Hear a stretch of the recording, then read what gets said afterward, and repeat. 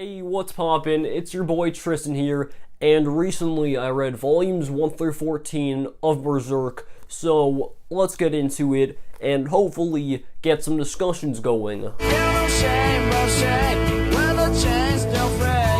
So, the first thing I want to mention in regards to Berserk is, there seems to be quite a big misconception going on, because 9 out of 10 times when people mention the series, it's A, either about how violent it is, or B, about the artwork.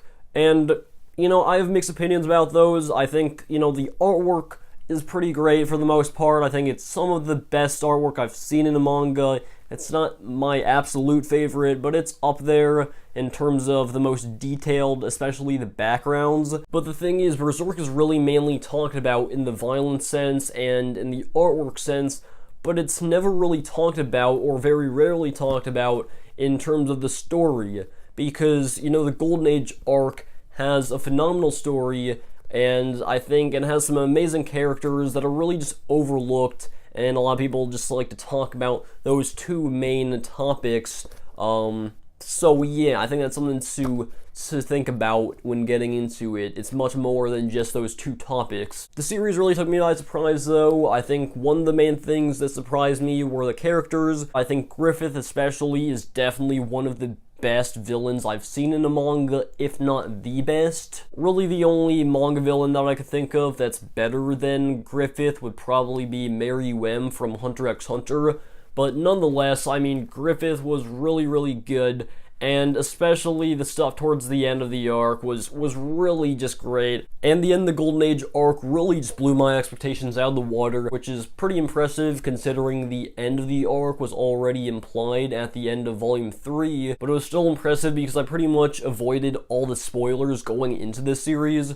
So I didn't really know anything, and that just really added on to my enjoyment. I want to go in depth onto some of that stuff though, first off with the artwork, because the actual artwork was really good overall. I think it really added on to the whole medieval feel. It reminded me a lot of, old medieval paintings and that type of style. I did have a big complaint about it. The main thing with that being sometimes it was just too complex to even tell what was going on. And really what I mean by that is during the group fight scenes and the big war scenes where there would be two armies fighting each other, because most of the time it would look like a big mess until I really deciphered it to see what was going on. And by the way, this isn't me trying to grasp at straws here and nitpick and just pick out little things to hate on the series for, because as of right now, the series is probably my third favorite series of all time, which is definitely saying a lot. But the thing is, this was such a big problem for me while reading the series that it actually started to slow down the pace at which the battles took place, because it would be a fast scene where there was no dialogue and it would just be action, and then there would be a big 2-page spread where it would just be two armies clashing with each other, and on first glance, it just looked like a bunch of scribbles, basically. But yeah, that might have just been me, maybe I just need to put some new glasses on. Hey, callback. So put your glasses on, nothing will be wrong. But nonetheless, I hope that dies down as the series goes on, because it wasn't as common in the later volumes. Alright, next up on the agenda, I want to talk about the characters, and with the three main characters, we already know what's going on there. I already expected them to be what they were.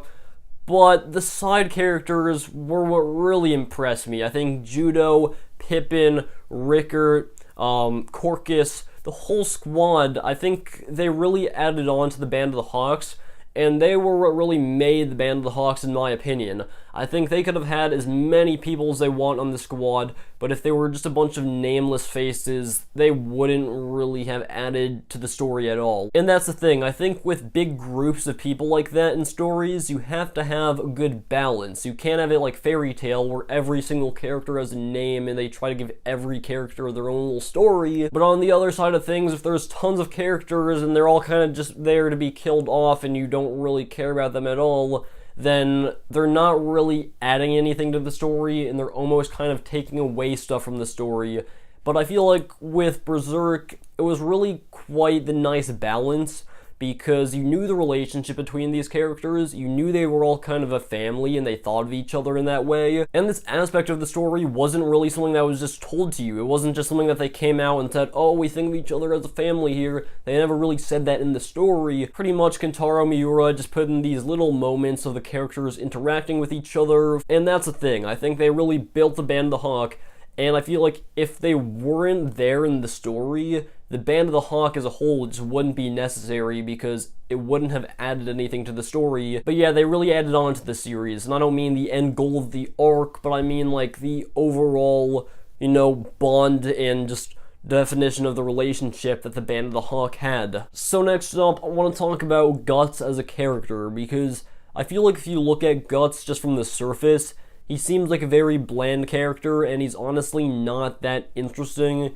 He's just a typical tough character who likes to fight. The thing is, though, there's a lot more to his character than just that, because as the Golden Age arc unfolds, we learn that Guts has pretty much seen every bad thing imaginable since he was born. And the thing is, this story doesn't really feel like a tragedy. It has a lot of bad things that have happened to Guts, or he's, like, you know, seen so many bad things, but it's not just a constant string of bad stuff happening. It's all well timed in the series, and it really kind of fleshes out the world in a weird way, not just with Guts, but all the explicit stuff, whether that be violently or, you know, in some other ways. It kind of fleshes out just how some of these characters act, because some of these characters act like literal savages, and I feel like that brings some really interesting questions to the series about who's right and who's wrong, because a lot of people think that, you know, Griffith did nothing wrong, which, you know, clearly he did some bad stuff. But the thing is, even though Guts is the main hero to the story, he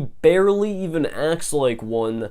And even though he doesn't even act like one, you could still sense that he has some form of morality. And overall, I think that after reading the Golden Age arc, I can say that the first 3 volumes are a lot more enjoyable looking back on them, just because you can really see, you know, Guts' intentions in that. So I guess the last thing I want to talk about is the stuff with the nobles and the royal family, because I think those were easily some of my favorite moments in the manga, and I really hope that Berserk continues to have some moments with the royal family, because I honestly probably won't enjoy the series as much if it doesn't have that cast of characters in it, and if it doesn't have those types of moments in the series. So yeah, I think it'd be cool to see a good amount of Charlotte in the later volumes, and maybe also the king, who, you know, had quite the traumatizing moment in volume 9. I think it'd be cool to see where he is now. With all that being said, though, that's pretty much it. If you enjoyed this video, make sure to slap the like button, drop a comment, subscribe,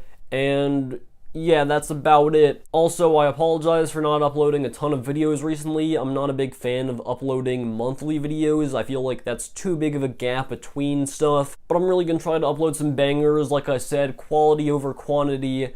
And yeah, I will see you guys in the next video.